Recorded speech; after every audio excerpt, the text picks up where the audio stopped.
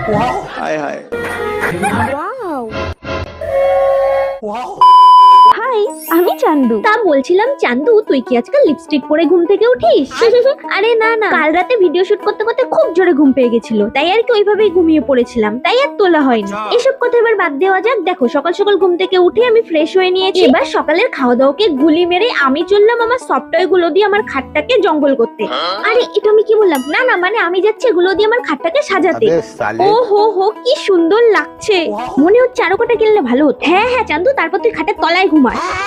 ইয়ে মানে topic change. দেখো, ইন্ট্রো আর থাম্বনেল দেখে তোমরা তো বুঝেই গেছো আজ আমাদের বাড়িতে একটা অনুষ্ঠান আছে, তাই রান্না বান্না যা হয়েছিল সব ছিল নিরামিষ। তো খাওয়া দাওয়া সেরে চলে গেছিলাম সেই রুমে, যে রুমটায় আজকে অনুষ্ঠান হবে। আর গিয়ে দেখি মাইকও চলে এসছে আর সেগুলো সেটও করা হয়ে গেছে। দেন ঘরে এসে দেখতে হো কি ইতনা সুন্দর সুন্দর গোলাপ দেখে মা মালা গাচ্ছে।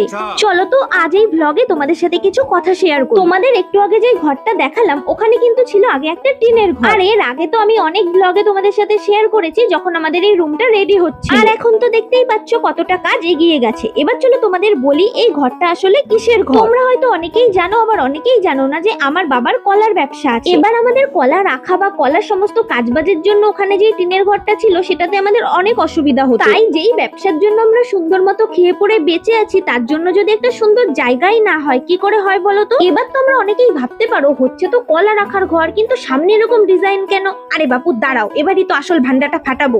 আরে আরে, এই ঘর বা এই বাড়িটার উপরে হবে দোতলা, আর সেই দোতলায় হবে আমার স্বপ্নের রুম। মানে এই বাড়িটা পুরো আমার বাড়ি, আর এই পাশেরটা আমার মা বাবার বাড়ি।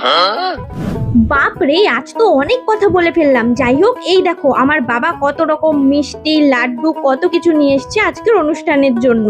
বাপ রে, কি গরম, আমি তো ঘেমেই ঝোল হয়ে যাচ্ছি।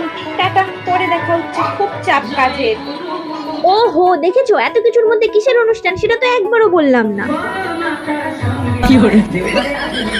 গুরুদেবের ছবি দেখে তো বুঝেই গেছো আজ আমাদের বাড়িতে আমাদের গুরুদেবের অনুষ্ঠান বা সঙ্গ, যেটাই বলো তোমরা। দেখো, দেখতে দেখতে লোকজন আসাও শুরু হয়ে গেছে আর টাইম মতো অনুষ্ঠান শুরুও হয়ে গেছে।